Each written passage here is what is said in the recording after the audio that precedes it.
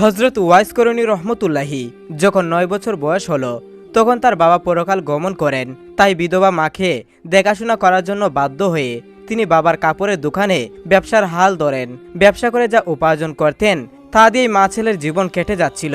কিন্তু আল্লাহর ইচ্ছা বোঝা কঠিন। একদিন ভোরবেলা তিনি দোকানে গিয়ে দেখলেন দোকানের সমস্ত মালপত্র কারা যেন চুরি করে নিয়েছেন। খবর শুনে তার মাও দোকানে আসলেন। তার মা দোকানের এই অবস্থা দেখে বললেন, বাবা ওয়াইস, আমাদের আবার কি হবে? কি করে আমাদের দিন চলবে? তখন বালক ওয়াইস করণী তার মাকে সান্ত্বনা দিয়ে বললেন, আম্মা যান, আল্লাহ তাআলা যা করেন ভালোর জন্যই করেন। অতঃপর বালক ওয়াইস করণী রহমতুল্লাহি এক ধনী প্রতিবেশীর বেড়া চলানোর কাজে নিযুক্ত হলেন।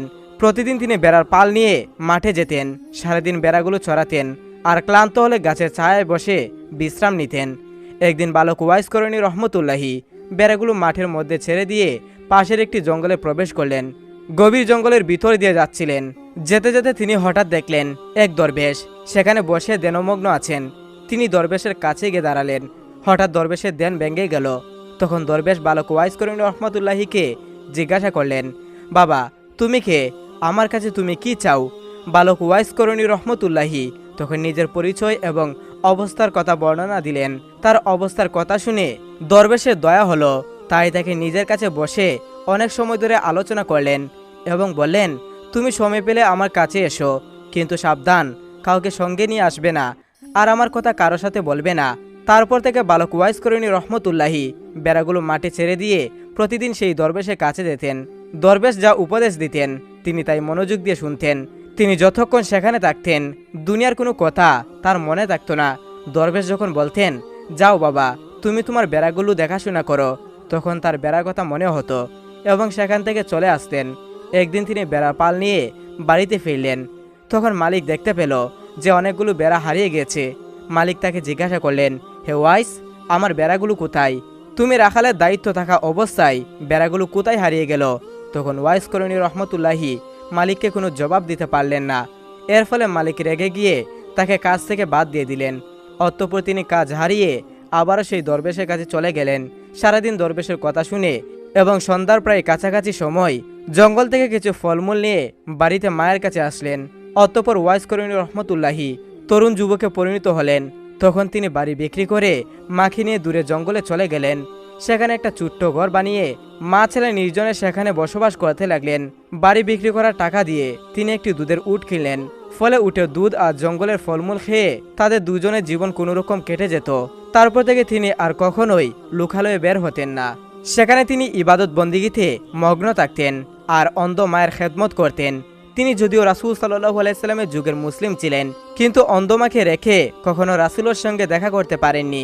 এদিকে একদিন সাহাবীদের সাথে কথা বলার সময় নবী করিম সাল্লাল্লাহু আলাইহি সাল্লাম বললেন, আমার উম্মতের মধ্যে এমন একজন লোক আছে যার সুপারিশে আল্লাহ তাআলা বনি মুজার এবং বনি মুরিয়াদের যত বকরি রয়েছে এবং এই বকরিগুলোর গায়ে যতগুলো পশম রয়েছে ততগুলো গুনাহগার বান্দাকে মাফ করে জান্নাতে প্রবেশ করবেন। তখন সাহাবাই জিজ্ঞাসা করলেন, হে আল্লাহ রাসূল, কে সেই ভাগ্যবান উম্মত? উত্তরে রাসূল সাল্লাল্লাহু আলাইহি সাল্লাম বললেন, তার নাম হচ্ছে ওয়াইস করণী। তখন সাহাবীরা আবারও জিজ্ঞাসা করলেন, হে আল্লাহ রাসূল, আমারও তো কখনো কোনোদিন এই নামে কোনো উম্মতকে আসতে দেখিনি, আপনি কি তাকে চিনেন? তখন নবী করিম সাল্লাল্লাহু আলাইহি সাল্লাম বললেন, আমি তাকে অবশ্যই চিনি, কিন্তু আজ পর্যন্ত তার সাথে আমার সরাসরি সাক্ষাৎ হয়নি। এসব শুনে সাহাবীরা আশ্চর্য হয়ে গেলেন। এরপর সাহাবীরা তার পরিচয় জানার জন্য এবং তাকে খুঁজে বের করার জন্য অস্থির হয়ে গেলেন। কিন্তু নবী করিম সাল্লাল্লাহু আলাইহি সাল্লাম যতদিন জীবিত ছিলেন ততদিন তার কেউ পরিচয় জানতে পারেনি এবং তার সাথে দেখাও করতে পারেনি। একদিন কয়েকজন সওদাগর খাবার জিনিসপত্র বোঝাই করা নৌকা নিয়ে সাগর পাড়ি দিয়ে মিশর থেকে মদিনায় যাচ্ছিলেন। ওই নৌকায় ছেঁড়া কাপড় পরা একজন পাগল ছিল। যাত্রীদের মধ্যে কেউ তাকে চিনত না। অতঃপর নৌকা যখন সাগরের মাঝে গেল তখন আকাশ মেঘাচ্ছন্ন হয়ে গেল। দেখতে দেখতে প্রচন্ড ঝড় বৃষ্টি শুরু হয়ে গেল। ফলে প্রচন্ড ঝড়ের কারণে নৌকা ডুবে যাওয়ার মতো অবস্থা হয়ে যায়। নৌকার যাত্রীরা সবাই আতঙ্কিত হয়ে আল্লাহ তাআলাকে ডাকতে লাগলো। এমন সময় হঠাৎ করেই সেই পাগলটা পানিতে নেমে গেল। সমস্ত যাত্রীরা অবাক হয়ে গেল, কারণ পাগলটা তীব্র পানির উপর দাঁড়িয়েছিল। তারপর পাগলটা পানির উপরেই নামাজ পড়তে শুরু করে দিল। নামাজ শেষ করে সে যাত্রীদের দিকে তাকালো। এই দৃশ্য দেখে যাত্রীরা বুঝে গেল নিশ্চয়ই তিনি আল্লাহ তাআলার বুজুর্গ মানুষ। সবাই তোকে চিৎকার করে বলল, হুজুর, আমাদের জন্য আপনি দোয়া করুন।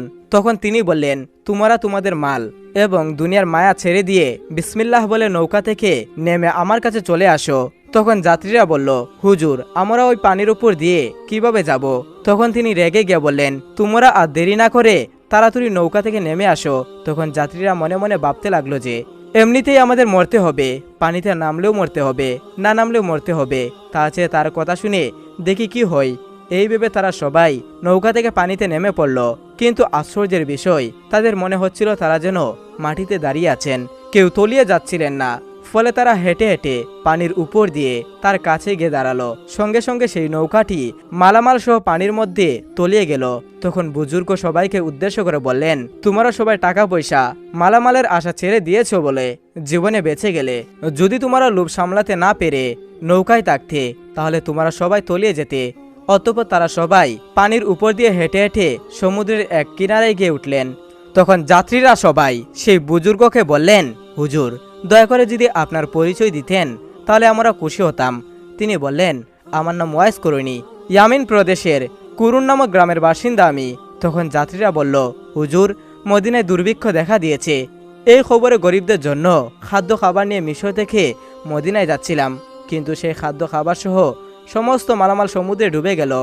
এখন আমরা এই গরিবদের জন্য কি খাবার দেব? তখন ওয়াইস করুনি বললেন, নৌকার মালপত্র এবং সমস্ত খাদ্য খাবার যদি তোমরা ফিরে পাও, তাহলে কি সত্যি তোমরা মদিনায় গিয়ে এগুলো গরিবদের দিবে? তখন তারা বলল, জি হুজুর, গরিবদের সাহায্য করার জন্যই তো আমরা মিশর থেকে মদিনায় আসলাম। তখন ওয়াইস করুনি রহমতুল্লাহি 2 রাকাত নামাজ পড়ে মুনাজাত করলেন, আল্লাহর কাছে কি যেন বললেন। অতঃপর ওয়াইস করুনি রহমতুল্লাহি তাদেরকে বললেন, ওই যে দেখো, তোমাদের নৌকা খাদ্য খাবার সমস্ত মালপত্র সহ সমুদ্রে বেসে রয়েছে, তোমরা যাও, নৌকা নিয়ে তাড়াতাড়ি মদিনায় চলে যাও। তারা অবাক হয়ে তাকিয়ে দেখলো সত্যি সত্যি মালভর্তি নৌকাটি সমুদ্রের তীরে বেসে রয়েছে। অতঃপর তারা ওয়াইস করুনির দিকে ফিরে তাকালো, কিন্তু সেই বুজুর্গ ওয়াইস করুনি রহমতুল্লাহি আর সেখানে ছিলেন না। চোখের পলকের মধ্যেই তিনি কোথায় যেন অদৃশ্য হয়ে গেলেন। অতঃপর হজরত উমর রাদিয়াল্লাহু আনহুর খেলাফতের সময় হজরত ওমর ফারুক রাদিয়াল্লাহু তাআলা আনহু এবং হজরত আলী রাদিয়াল্লাহু তাআলা আনহু একদিন কুফা নগরীতে এলেন। হজরত ওমর ফারুক রাদিয়াল্লাহু তাআলা আনহু কুফার একটি মসজিদে উপস্থিত হয়ে মুসল্লিদের উদ্দেশ্যে বললেন, হে কুফা নগরীর অধিবাসীরা, আপনাদের মধ্যে কি কেউ ওয়াইস করুনিকে চিনেন? মুসল্লিদের মধ্যে থেকে কয়েকজন উত্তর দিলেন, না হুজুর, আমরা ওয়াইস করুনি নামে কাউকে চিনি না। তখন ওমর রাদিয়াল্লাহু বললেন, আপনাদের মধ্যে কেউ যদি কুরুন এলাকার বাসিন্দা থাকেন, দয়া করে উঠে দাঁড়ান। তখন একজন উঠে দাঁড়ালো। হজরত ওমর ফারুক রাদিয়াল্লাহু তাকে জিজ্ঞাসা করলো, আপনি কি ওয়াইস করুনিকে চিনেন? লোকটি তখন বলল, হুজুর, আমি ওয়াইস করুনি নামে যাকে চিনি সে তো একজন পাগল। সে জঙ্গলে থাকে, জঙ্গলের মধ্যে উট চড়িয়ে বেড়ায়। অত্যন্ত আজব মানুষ তিনি। লোকেরা যখন হাসে তখন তিনি কাঁদে, আর লোকেরা যখন কাঁদে তখন তিনি হাসে। এই কথা শুনে হজরত ওমর ফারুক রাদিয়াল্লাহু এবং আলী রাদিয়াল্লাহু আনহু লোকটিকে সঙ্গে নিয়ে তাকে খোঁজার জন্য বের হলেন। অনেক খোঁজাখুঁজির পর তারা দেখলেন একজন লোক একটি গাছের নিচে দাঁড়িয়ে নামাজ পড়ছেন, পাগলের মতো তার চেহারা। তখন ওমর রাদিয়াল্লাহু এবং আলী রাদিয়াল্লাহু সেই গাছের নিচে গিয়ে চুপচাপ দাঁড়িয়ে রইল। অতঃপর হজরত ওয়াইস করুনি রহমতুল্লাহি নামাজ শেষ করে তাদের দিকে ফিরে তাকালেন। তখন হজরত ওমর ফারুক রাদিয়াল্লাহু তাআলা আনহু প্রথমে তাকে সালাম দিলেন, তিনি তাদের সালামের জবাব দিলেন। অতঃপর হজরত ওমর ফারুক রাদিয়াল্লাহু তাকে জিজ্ঞাসা করলেন, আপনি দয়া করে আপনার পরিচয় দিন। ওয়াইস করুনি তখন বললেন, আমি আব্দুল্লাহ। তখন ওমর রাদিয়াল্লাহু বললেন, আমরা সবাই তো আব্দুল্লাহ, অর্থাৎ আল্লাহর বান্দা। আমি আপনার বাবা মায়ের দেওয়া নামটি জানতে চাই। তখন তিনি বললেন, আমার বাবা মা আমার নাম রেখেছিল ওয়াইস, কিন্তু লোকেরা আমাকে ওয়াইস করুনি বলে ডাকে। তখন হজরত ওমর ফারুক রাদিয়াল্লাহু বললেন, হুজুর, আপনি দয়া করে আপনার ডান হাতটি রেখাবেন। তখন ওয়াইস করুনি তার হাতটি এগিয়ে দিলেন। তারা দুইজনে তার ডান হাতের তালুতে দিরহাম আকারের একটি দাগ দেখতে পেলেন।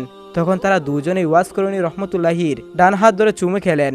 তারপর তারা তাদের দুজনের পরিচয় দিয়ে বললেন, প্রিয় নবী হজরত মুহাম্মদ সাল্লাল্লাহু আলাইহি সাল্লাম তার ইন্তেকালের আগে তার প্রিয় উম্মতের আকৃতির কথা আমাদের সঙ্গে বলে গিয়েছেন। আমরা আপনার চেহারার আকৃতি এবং ডান হাতে থাকা নিদর্শন দেখে বুঝলাম নবী করিম সাল্লাল্লাহু আলাইহি সাল্লাম তার ইন্তেকালের আগে যে বুজুর্গ উম্মতের কথা বলে গিয়েছিল, আপনি সেই ব্যক্তি, আপনি সেই ওয়াইস করুনি। হে প্রিয় মুহাম্মদ সাল্লাল্লাহু আলাইহি সাল্লাম স্বয়ং আপনাকে সালাম জানিয়েছেন এবং তার দেহের পবিত্র জুব্বা মুবারক আপনাকে দেওয়ার জন্য আদেশ করেছেন, আর বলে গিয়েছেন আপনি যেন তার উম্মতের জন্য দোয়া করেন। তখন ওয়াইস করণী রহমতুল্লাহি বললেন, দোয়া করার জন্য আপনারাই সবচেয়ে উপযুক্ত ব্যক্তি, কারণ আপনারা আল্লাহ তাআলা এবং স্বয়ং রাসূলের প্রিয় পাত্র। তখন হযরত ওমর ফারুক বললেন, আমরা তো নবী করিম সাল্লাল্লাহু আলাইহি সাল্লামের উম্মতের জন্য দোয়া করেই থাকি, তবুও আপনি নবী করিম সাল্লাল্লাহু আলাইহি সাল্লামের অনুরোধ রক্ষা করুন। তখন ওয়াইস করণী বললেন, হে খলিফা ওমর, আপনি হয়তো ভুল করেছেন। রাসূল সাল্লাল্লাহু আলাইহি সাল্লাম হয়তো অন্য কোনো ওয়াইস করণীর কথা বলেছেন, কারণ রাসূলের সাথে আমার কোনো সাক্ষাৎ হয়নি, এমনকি তার পবিত্র দেহের জুব্বা মুবারক মর্যাদা রক্ষা করার আমার কোনো যোগ্যতাই নেই। তখন ওমর রাদিয়াল্লাহু বললেন, না হুজুর, আমি একটুকু ভুল করিনি। যে নির্দেশনার কথা বলে গিয়েছিলেন তার প্রত্যেকটি আপনার মধ্যে আমি দেখতে পেয়েছি। সুতরাং আমার মনে এই কথা বলতে বিন্দুমাত্র সন্দেহ নেই যে আপনাকে রাসূল সাল্লাল্লাহু আলাইহি সাল্লাম তার পবিত্র দেহের জুব্বা মুবারক দান করে বলে গিয়েছিলেন। তখন ওয়াইস করণী রহমতুল্লাহি বললেন, বেশ, তাহলে রাসূল সাল্লাল্লাহু আলাইহি সাল্লাম দেহের পবিত্র জুব্বা মুবারক আমাকে দিন, আমি সেই জুব্বা পরিধান করে সমস্ত উম্মতের জন্য দোয়া করি। হযরত ওমর ফারুক রাদিয়াল্লাহু তাআলা আনহু ওয়াইস করণীর হাতে পবিত্র জুব্বা মুবারক তুলে দিলেন। তিনি জুব্বাটি নিয়ে সামনে একটু অংশে দূরে গেলেন, অতঃপর সেজদায় গিয়ে কান্না করে আল্লাহর দরবারে দোয়া করতে শুরু করলেন, হে করুণাময় আল্লাহ, হে দয়াময় প্রভু, আমার প্রিয় রাসূল মুহাম্মদ সাল্লাল্লাহু আলাইহি সাল্লাম তার দেহের পবিত্র জুব্বা মুবারক আমাকে দান করে গিয়েছেন। যতক্ষণ আপনি প্রিয় নবী সাল্লাল্লাহু আলাইহি সাল্লামের সমস্ত উম্মতের গুনাহ মাফ করবেন না, ততক্ষণ পর্যন্ত আমি এই জুব্বা মুবারক গায়ে পরব না, কারণ তিনি তার উম্মতকে আমার জিম্মায় রেখে দুনিয়া থেকে বিদায় নিয়েছেন। রাসূল সাল্লাল্লাহু আলাইহি সাল্লাম, ওমর ও আলী সবাই তাদের নিজেদের কাজ শেষ করেছেন, এখন শুধু আমার কাজটি বাকি রয়েছে। হে আল্লাহ, আমার আরজি কবুল করুন। তখন অদৃশ্য থেকে আওয়াজ আসলো, হে ওয়াইস করুনি, তুমি সিজদা থেকে তোমার মাথা উঠাও, তোমার প্রার্থনা কবুল করার জন্য কিছু উম্মতের গুনাহ মাফ করে দিলাম। তখন হযরত ওয়াইস করুনি বললেন, হে আল্লাহ, আমি তোমার কাছে হযরত মুহাম্মদ সাল্লাল্লাহু আলাইহি সাল্লামের সকল উম্মতের গুনাহ মাফ করে দেওয়ার জন্যই আরজি জানিয়েছি, সামান্য কিছু উম্মতের গুনাহ মাফ করার জন্য বলিনি। অতঃপর আবারও অদৃশ্য থেকে আওয়াজ আসলো, হে ওয়াইস করুনি, তোমার দোয়া অনুযায়ী আমি আমার হাবিবের উম্মতের 4 ভাগের 1 ভাগের গুনাহ মাফ করে দিলাম। হযরত ওয়াইস করুনি রহমতুল্লাহি এত রাজি হলেন না। তিনি সিজদা থেকে মাথা না উঠিয়ে আবারও দোয়া করলেন, হে রাব্বুল আলামিন, রাসূলের সমস্ত উম্মতের গুনাহ মাফ না করলে আমি রাসূলের পবিত্র জুব্বা মুবারক কিছুতেই গায়ে পরব না এবং সিজদা থেকে মাথা উঠাবো না। ফলে আবারও অদৃশ্য থেকে আওয়াজ আসলো, হে ওয়াইস, তুমি সিজদা থেকে মাথা উঠাও, আমার হাবিব মুহাম্মদ সাল্লাল্লাহু আলাইহি সাল্লামের পবিত্র দেহের জুব্বা মুবারক পরিধান করো। আমি শুধু তোমার দোয়া করার জন্য রাসূল সাল্লাল্লাহু আলাইহি সাল্লামের পাপী উম্মতদের অর্ধেককে মাফ করে দিলাম। হযরত ওয়াইস করণী রহমতুল্লাহি এবং আল্লাহ তাআলার মধ্যে যখন এমন কথা হচ্ছিল, তখন আমিনুল মুমিনিন হযরত ওমর ফারুক রাদিয়াল্লাহু তাআলা আনহু এবং হযরত আলী রাদিয়াল্লাহু তার কাছে গিয়ে হাজির হলেন। তাদের উপস্থিতিতে ওয়াইস করণী রহমতুল্লাহির দেন ভেঙে গেল। আশেক এবং মাসুকের গোপন সূত্র চিহ্ন হওয়ায় তিনি সিজদা থেকে মাথা উঠিয়ে অত্যন্ত দুঃখের সাথে বললেন, কেন আপনারা এই সময় আমার সামনে এলেন? আপনারা যদি আরো কিছুক্ষণ অপেক্ষা করতেন তাহলে আমি হুজুর সাল্লাল্লাহু আলাইহি সাল্লামের সমস্ত উম্মতের গুনাহ মাফ না হওয়া পর্যন্ত সিজদা থেকে মাথা উঠাতাম না। আপনারা আমার সামনে এসে সবকিছু নষ্ট করে দিয়েছেন। তারপর হযরত ওয়াইস করণী রহমতুল্লাহি রাসূল সাল্লাল্লাহু আলাইহি সাল্লামের পবিত্র জুব্বা মুবারক পরিধান করলেন। অতঃপর তিনি আবারও আল্লাহ তাআলা দরবারে দোয়া করলেন, হে পরওয়ারদিগার, হে দয়াময়, বরকতে বনি রাবিয়া এবং বনি মুজারের গোত্রের মেষপালকের সমান সংখ্যক মুহাম্মাদি উম্মতের গুনাহ মাফ করে দাও। মুনাজাতের পর হযরত ওমর ও আলী রাদিয়াল্লাহু দেখে তাকিয়ে বললেন, মেহেরবানি করে আল্লাহ তাআলা আমার এই দোয়া কবুল করে নিয়েছেন।